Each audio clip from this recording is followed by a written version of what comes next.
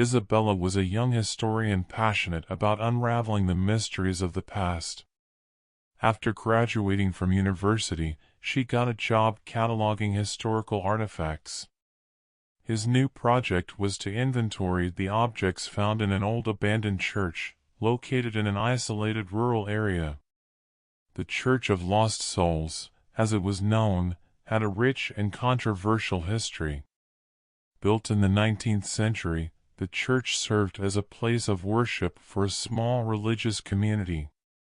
However, at the beginning of the 20th century, the church was abandoned after a series of tragic and inexplicable events. According to reports, the religious community that attended the church was led by a charismatic pastor, but with dark tendencies. The pastor performed strange and controversial rituals, which involved animal sacrifices and practices considered heretical by the Catholic Church. Over time, members of the community began to fall ill and die in mysterious ways. It is believed that a curse has fallen on the church and its followers as a result of the macabre rituals carried out by the pastor. Intrigued by the history of the church, Isabella accepted the cataloging job with enthusiasm. She was eager to explore the place and uncover the secrets it held. Upon arriving at the church, Isabella felt a shiver run down her spine.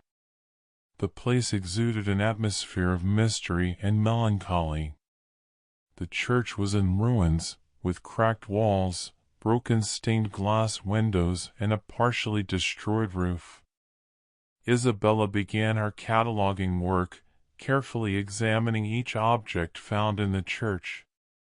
She found ancient prayer books, crucifixes, chalices, and other religious artifacts. However, as she explored the church, Isabella began to feel strange. She heard whispers and groans in the hallways, saw shadows move around corners, and felt a constant chill on the back of her neck. Isabella began to question her sanity. She wondered if she was imagining things or if the church really was haunted by dark forces. On one of her explorations, Isabella found an old diary hidden in a pulpit. Intrigued, she began to read the notes, which recounted the macabre rituals performed by the pastor and the tragic events that led to the abandonment of the church. The diary described horrific details about the pastor's animal sacrifices and heretical practices. Isabella felt a chill run through her body as she read about the history of the church. As the days passed, the strange events intensified. Isabella began to have nightmares about the pastor and members of the religious community. She would wake up in the middle of the night, feeling an evil presence in her room. Fear took over Isabella. She felt increasingly isolated and vulnerable. The silence of the church seemed to scream unnameable secrets, and the loneliness consumed her completely. One stormy night, Isabella woke up startled by a strange noise. She got up from the bed and followed the sound, which guided her through the dark halls of the church. The sound carried her down the aisle. Isabella saw a shadowy figure kneeling, facing away from her. She approached slowly, cautiously, and noticed that the figure was dressed in priestly clothing. Isabella called out to the figure, but it did not respond. Isabella moved closer, and then the figure slowly turned around. Isabella screamed in horror when she saw the figure's face. It was the pastor's face, but he was pale, with deep-set eyes and a macabre smile. The figure approached Isabella, reaching out to her. Isabella tried to run away, but she was paralyzed by fear. Suddenly, Isabella woke up. She was lying on her bed, sweating coldly and her heart racing. She got up and ran to the mirror. When he looked at himself, he saw that his face was pale, with deep-set eyes and a macabre smile, just like the shepherd's in his dream. Isabella then realized that the Church of Lost Souls had transformed her into another one of its ghosts. Young Elizabeth had always been fascinated by stories of mystery and horror. Daughter of a renowned writer of Gothic novels, she grew up among dusty books and ghost stories. But nothing had prepared her for what she was about to experience. Elizabeth had inherited an old mansion, Blackwood Manor. Located in a secluded area, surrounded by dense forest, the mansion exuded mystery and grandeur. Despite the gloomy air, Elizabeth felt strangely attracted to that place. Upon arriving at the mansion, Elizabeth was greeted by an old and mysterious butler, Mr. Stevens. He led her through the dusty rooms, revealing the history of the mansion and its former residents. Elizabeth listened attentively to every word, feeling a shiver run down her spine with each new secret revealed.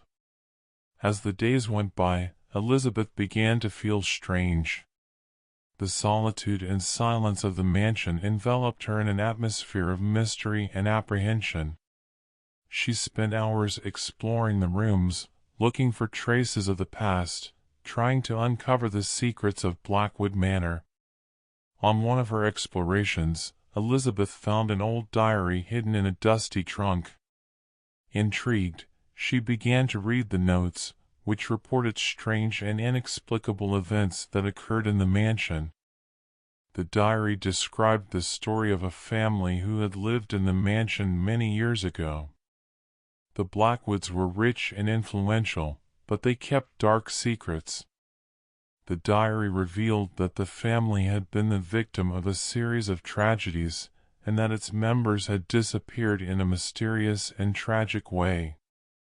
Elizabeth felt a chill run through her body as she read about the Blackwoods story. She began to question whether the mansion was haunted by the family's spirits. As the days passed, the strange events intensified. Elizabeth heard whispers and groans in the hallways, saw shadows move around the corners of the mansion, and felt a constant chill on the back of her neck. Fear gripped Elizabeth. She felt increasingly isolated and vulnerable. The silence of the mansion seemed to scream dark secrets, and the loneliness consumed her completely. One stormy night, Elizabeth woke up startled by a strange noise. She got up from the bed and followed the sound, which guided her through the dark corridors of the mansion. The sound took her to the basement. Elizabeth opened the door and went down the stairs, her heart pounding. The basement was cold and damp, and the moonlight barely illuminated the small windows. In the center of the cellar, Elizabeth saw a shadowy figure.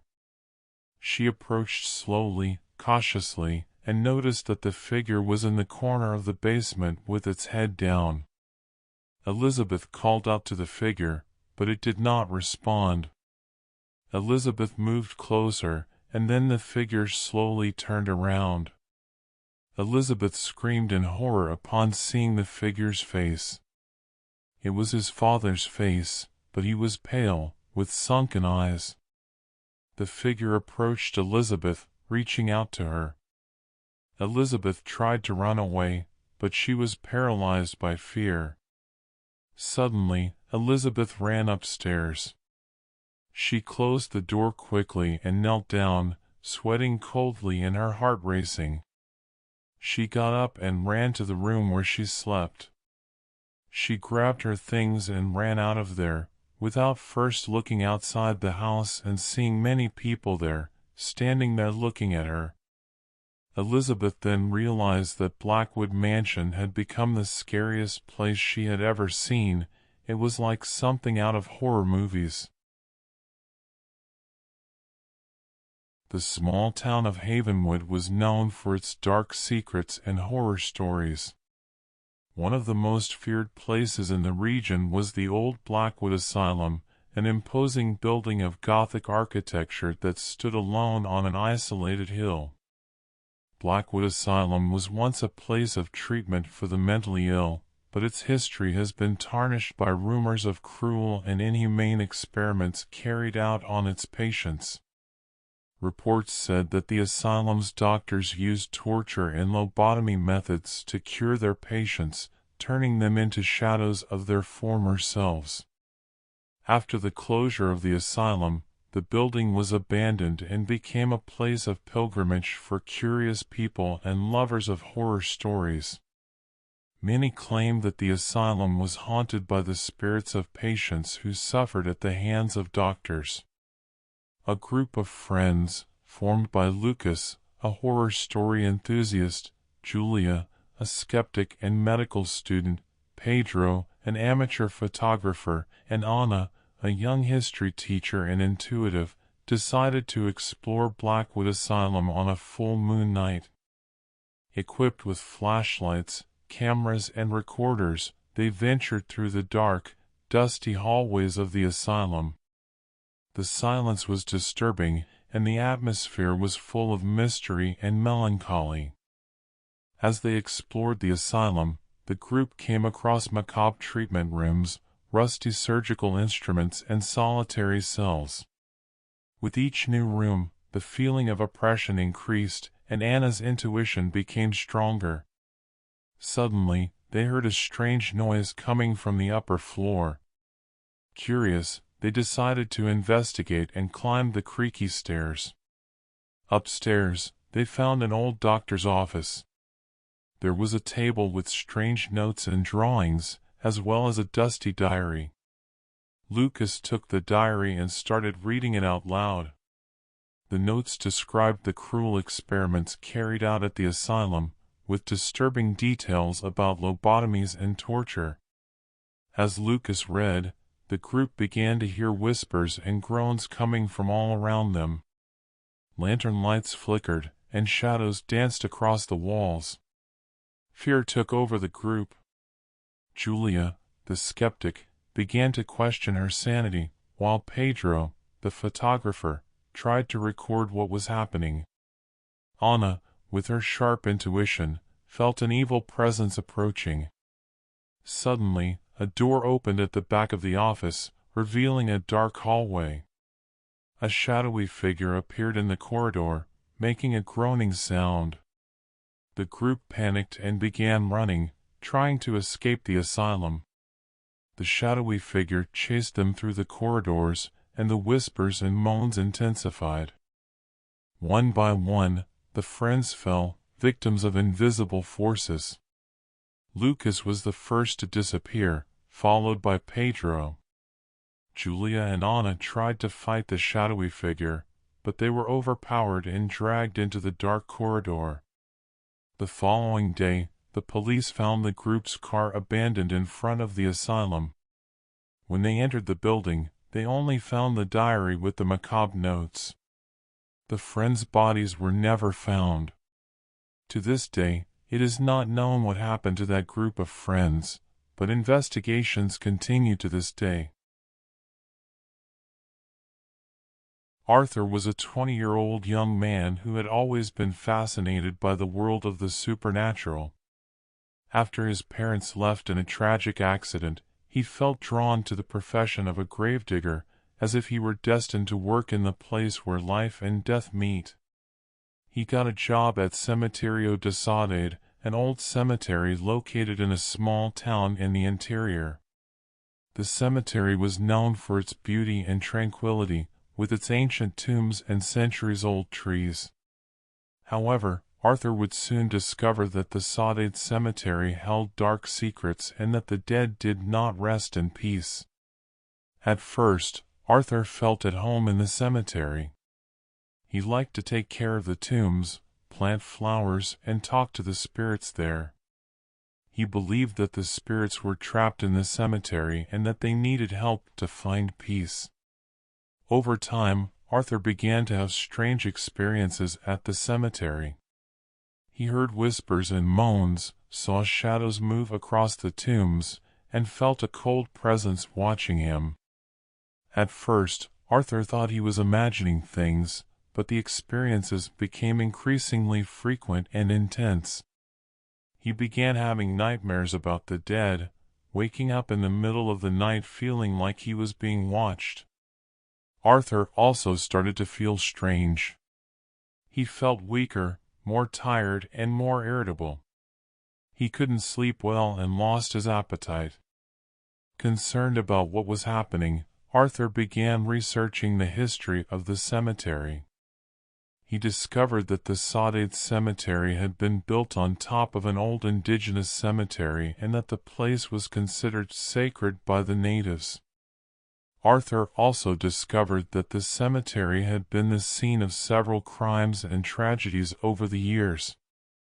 Accidents had occurred at the site without any explanation, leaving a negative energy in the air. Based on his research, Arthur concluded that the spirits haunting the cemetery were not souls at peace, but rather tormented souls who were unable to find eternal rest. He decided he needed to help the spirits find peace, but he didn't know how to do it. One day, while working in the cemetery, Arthur found an old book hidden in a tomb. The book was a diary that told the story of a former gravedigger at the cemetery who had lived there in the 19th century. The diary revealed that the gravedigger had made a pact with an evil entity to protect the cemetery. In return, the gravedigger must sacrifice human souls to the entity. Arthur was horrified by what he read in the diary. He realized that the spirits haunting the cemetery were victims of the gravedigger and the evil entity. He decided he needed to break the gravedigger's pact and free the spirits. With the help of the diary, Arthur discovered that the pact could only be broken with a ritual performed on the night of the full moon. On the night of the full moon, Arthur went to the cemetery and performed the ritual. He summoned the evil entity and confronted it, demanding that it release the spirits. The entity became enraged and tried to attack Arthur, but he was protected by an amulet he had found in the diary. After a long battle, Arthur managed to break the pact and free the spirits. The next day, the cemetery was different. The atmosphere was lighter and calmer. Arthur felt that the spirits had found peace and that he had accomplished his mission. The city of Sylvanus was known for its macabre history and legends of ghosts. One of the most feared places in the region was the ancient cemetery of the Ethereal Gates, an abandoned place forgotten by time, where ancient tombs mixed with the dense vegetation and the silence was broken only by the sound of the wind and the crows. A group of curious and adventurous friends, formed by Alice, a young woman passionate about horror stories, Bruno, the skeptic and rational of the group, Carla, the sensitive and intuitive, and Daniel, the leader and explorer, decided to explore the cemetery of Ethereal Gates on a new moon night. Equipped with flashlights, cameras, and an old map they found in an occult book, they ventured through the cemetery's rusty gates. The atmosphere was dense and charged with mystery, with the feeling that they were being watched at every step. While exploring the cemetery, the group found an ancient tomb with strange symbols and a stone portal.